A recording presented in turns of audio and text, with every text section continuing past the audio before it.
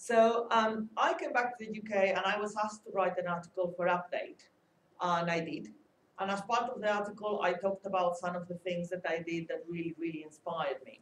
One of them being what was then called the women's issue of IFLA, a section of IFLA. And so, because it was election year, CILIP asked me whether I wanted to be nominated to represent, and this is a route that lots of people have gone, I think, just by becoming representatives from CILIP into those IFLA sections. So I accepted that. So following year, 2005, I turned up being officially representing CILIP, and I had partial funding to go as well. And my surprise was that when we arrived in Oslo, some of the sections had been terminated as part of a structure that IFLA conducted that year. So actually, I was nominated to something that didn't exist anymore. So that was a bit of a letdown. And I thought, what the hell? You know, my journey hasn't even started and it's already finished. What am I going to do now?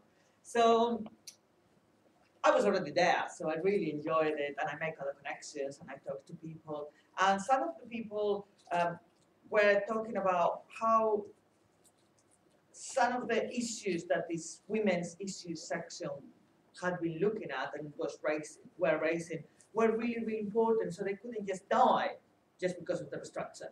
So there had to be another way of making these voices heard and making those issues and really making people understand the role of a librarian as empowerment of women, which was something that was the thing that attracted me in the first place. So cutting a very long story short, I ended up by creating a new group, which is now called Women Information on Libraries, a special interest group of CILIP. So, of IFLA, sorry, and I got back into the structure as a convener of a special interest group. What I'm trying to get to with this is that you can be who you want to be in IFLA. Well, you can be who you want to be anywhere, actually. But yeah, it's not a question of just trying to fit within the structure. Actually, I started something new. And IFLA allows you to do that. There is special interest groups that can be created every year, and they are created every year. You have to go through a process, so you have to have a certain amount of members that are interested, and they have to sign that they will support you and attend. And so there's a procedure to create a group. But you only have to demonstrate that there is an interest in that aspect of librarianship anywhere within the IFLA community for IFLA to consider your application to create a new group. So there is groups as diverse as agricultural libraries to, I don't know, I can't think of any now. There's quite a few and they're growing. At the same time, they disappeared as well. Because special interest groups are either that opposed to sections, they are something that is either limited in time, like for example, there was a Web 2.01, which now is kind of mainstream anymore, no existent anymore. There was an international relations one that didn't really work out very well because people were generally very enthusiastic, but then it kind of died. So again, they are growing all the time, and they are dying, and they are being born. What I'm trying to explain with that is there is either the official route where you get nominated to work in a section, or you can just create your own.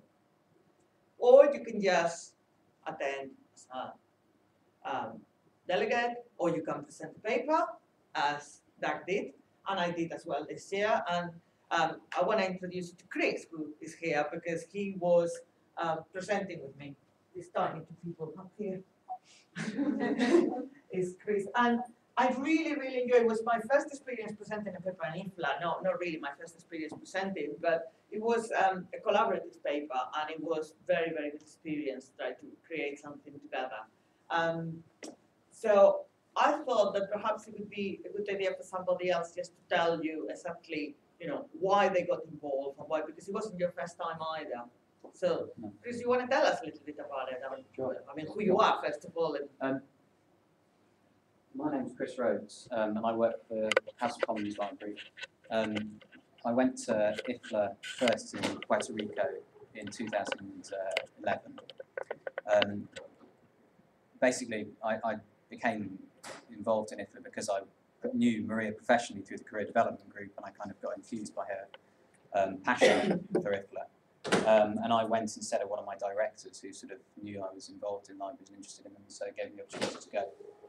And then I went again in 2012 to Helsinki because I'd been helping the Parliamentary Libraries group do that kind of information coordination work with the website, do newsletters and so on. So I went to help them, and also because Maria and I had been accepted to present a paper. Mm-hmm. I think the things that I got out of IFLA, talk briefly about two things, I think. The first is, if you work in a library in a sector which is quite small, and the parliamentary library sector offers there's only 4 parliamentary libraries in the UK, and so there's very, very little experience of the challenges that parliamentary libraries are currently facing, and so it's important, I think it's pretty much business critical, to make contacts in other countries, and by going to IFLA, you automatically make these contacts. And so a very practical example, when I came back from Puerto Rico, we were involved in the House of Commons Library of a kind of staffing review, and I was able to contact somebody in America who I chatted to at the conference and who had been through almost precisely the same sort of review for precisely the same reasons and had originally precisely the same structure as us, and get some practical tips on how to go about this change. And that was able to happen very, very quickly. Just send an email, get an email back without going through any official process. And that was a perfect example of the kind of practical things you get out of IFLA. The second thing I think I get out of IFLA is, although we said earlier that IFLA is open to anyone at any level of their career of an organisation, certainly the Parliamentary Libraries group is dominated by people who are senior and people who take strategic decisions within libraries and library organisations go to IFLA or are attracted to IFLA. And so what being involved in IFLA gives you is access to senior people in the profession and therefore in your organisation. And for me, that's sort of, from a purely selfish point of view, very valuable. You don't normally get that access without putting your neck out, and one of the ways you can put your neck out and get a lot out of it is through IFLA. Just very quickly, if I've got time, say a couple of things about Helsinki and Finnish libraries. At the Parliamentary Libraries pre-conference, I think he was either the Culture Secretary or somebody who works in the Cultural Ministry of Finland, came to chat to us about libraries in Finland, and it is absolutely inspiring. It's just extraordinary. Firstly, the man himself was passionate about libraries and knew a hell of a lot about libraries. Gave us a wonderful tour of this Finnish library, which was incredible. He mentioned that Finland has more libraries per head of population than any other country in Europe, and I think any other country in the world except for South Korea, I think. So that is an incredible country in Europe to go to. I think it's in common with a lot of other Scandinavian countries that they value information very highly. The second thing, actually we talked about mobile libraries earlier. He mentioned that they have a fleet of boat libraries that go around the lakes of Finland, which is great, really, really great. Yeah, he said that they're known as the land of 1,000 lakes, and they want to be known as the land of 1,000 libraries, what he did. And I don't want to make a political point, but imagine if there was that political engagement in libraries and political belief in libraries in this country, what a good position this profession would be in, I think. So yeah, from that point of view, it's inspiring. And secondly, the relationship between libraries, physical libraries, and being online is very, very clearly understood in Finland. And 2 years ago, the Finnish government passed a law which made it a legal right of every single citizen to access the internet. And now, internet access in homes is at something insane like 98% in Finland. So, again, political action kind of can make a real difference to people's lives through information professionals and access to information. That's a very important point for democratic engagement. That's why they passed this law, and it's the first country in the world that did that. So that really inspired me as well. Especially because thank you, Chris. Because the area I'm working with, as I said earlier, is women information and libraries, and it's very much about empowerment of women and communities through access to information and access to library services, and librarians being engaged with that process that is social rather than just academic. I do more things in IFLA, because this is the other thing, that once you get involved and you get to the core of activism, you are engaged at many levels. So not only do I convene this group, and as part of that I put together the program, and we saw some pictures earlier. And this year, for example, it was very exciting because we had simultaneous translation. Only the big sessions have simultaneous translation because it's very expensive. So being recognized as one of the core sessions that people really attend is very fundamental to do what you do as a group. I also organized a pre-conference this year in Tampere in the north of the country for 2 days previous to the Congress. So lots of work goes on into getting people together and sharing ideas and experiences and putting the papers.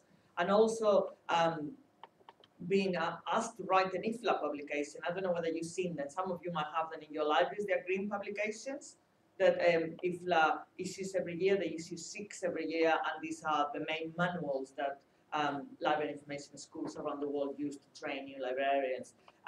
So I'm putting together one that is going to be published next year, so that's a big thing, and it's keeping me really busy. I also do work at committee levels and also within the wider CILIP structure. At the moment, a very small group of us this year were asked to form a task and finish group. It's only 4 of us, and we got the little helpers.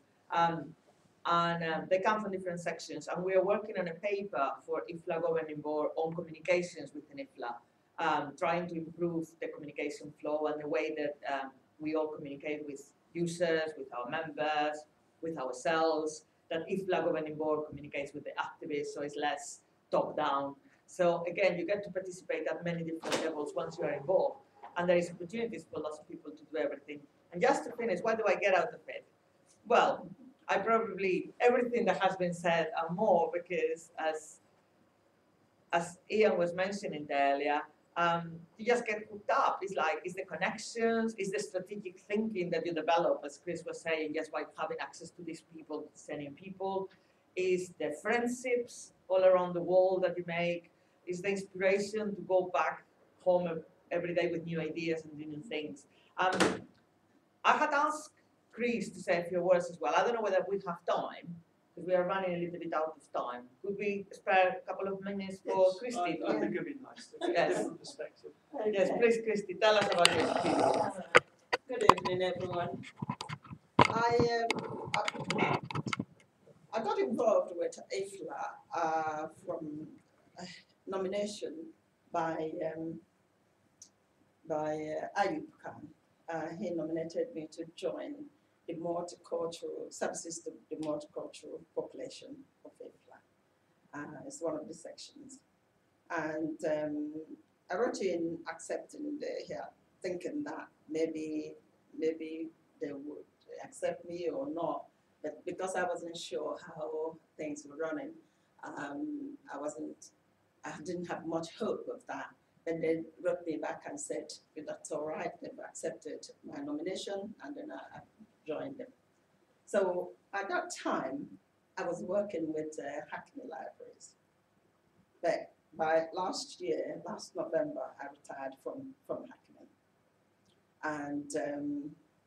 and started to do my own things. And but 2011, I decided, even though I didn't have a lot of money, and since